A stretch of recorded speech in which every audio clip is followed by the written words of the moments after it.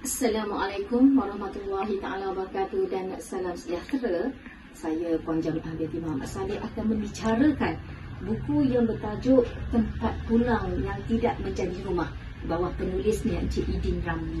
Buku ini adalah buku motivasi di mana boleh dibaca oleh semua generasi, sama ada seorang anak, seorang bakal pengantin baru, suami atau isteri, bakal menjadi ibu atau ayah. Jadi buku ini sangat sesuai dibaca oleh mereka. Dan buku ini sebenarnya motivasi ini diberikan untuk semua. Mengisahkan bagaimana apabila kita ada seorang ibu bapa itu mempunyai anak, mempunyai anak yang ramai, jangan sesekali pilih kasih antara anak-anak kita. Jadi mereka akan rasa rumah yang mereka diami itu bukan lagi syurga. Mereka akan rasa tersisih. Walaupun mereka adik-beradik berada di rahim yang sama, tapi apa yang tindakan ibu bapa lakukan, seseorang anak itu akan terasa tersisih jika ada pilih kasih dalam keluarga.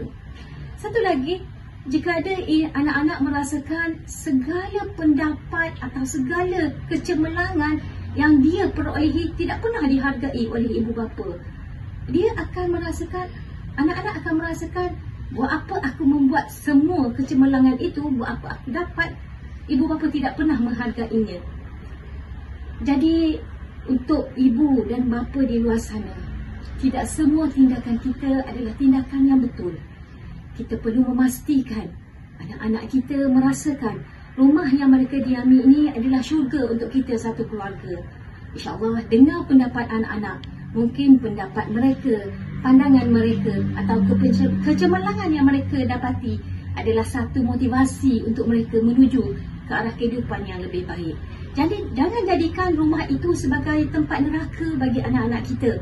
Kerana bila dijadikan tempat seperti neraka, mereka akan jadikan ataupun mereka akan pilih di luar sana sebagai tempat syurga bagi mereka. Mereka akan rasakan berada di luar adalah lebih selesa ataupun lebih baik daripada rumah. Kerana mereka dihargai, pandangan mereka diterima, atau rakan-rakan mereka sentiasa memberi sokongan dan bimbingan, walaupun apa yang mereka lakukan itu adalah salah. Jadi sebagai ibu dan bapa, buku ini adalah panduan yang terbaik bagaimana kita memotivasikan diri kita untuk menjadi yang lebih baik dalam kecemerlangan kehidupan anak-anak kita di masa hadapan.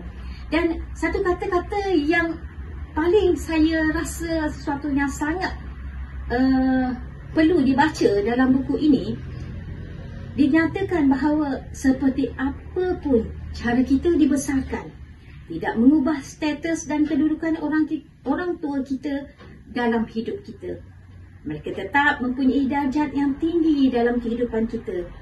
Jika kita memilih untuk mengabaikan dan menafikan hak mereka yang perlu dihormati dan disayangi, maka kita telah menidakkan dan membelakangi perintah Allah. Jadi, walau macam mana pun ibu dan ayah kita, anak-anak, tetaplah ingat ibu dan ayah kita tempatnya perlu dihormati. Itu adalah syurga kita. Jangan menjadi anak derhaka. Walau apa cara sekalipun, doa dan terus berdoa. InsyaAllah satu hari nanti kejayaan pasti akan kita peroleh dengan apa yang telah kita laksanakan. Mungkin bukan hari ini, mungkin bukan esok, tapi di masa yang akan datang. Dan juga sebagai panduan untuk anak-anak juga, untuk menjadi ibu bapa yang lebih baik untuk anak-anak di masa yang akan datang. Sekian, terima kasih.